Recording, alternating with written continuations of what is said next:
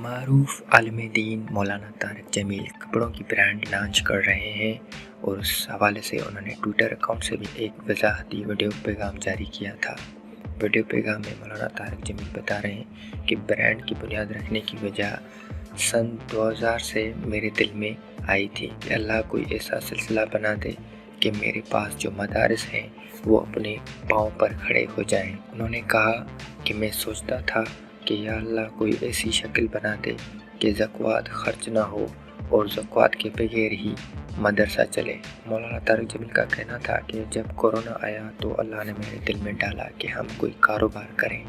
جس کی کمائی کو ہم مدارس میں لگائیں، تو میری بھی یہی نیت بنی کوئی ایسا کاروبار ہو جس سے اللہ تعالیٰ بھی جزائے خیر دے، اور چند دوستوں نے مل کر اس کی کوشش کی۔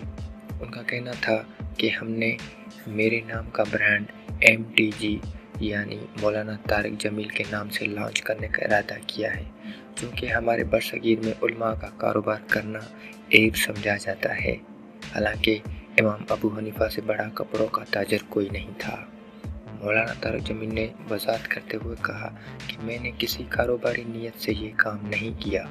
کسی کے مقابلے میں یہ کام نہیں کیا، صرف اس لیے کیا کہ اللہ کرے کہ اس سے کم میرے مدارس اپنے پاؤں پر کھڑے ہو جائیں اور میرے دنیا سے جانے کے بعد بھی یہ سلسلہ چلتا رہے۔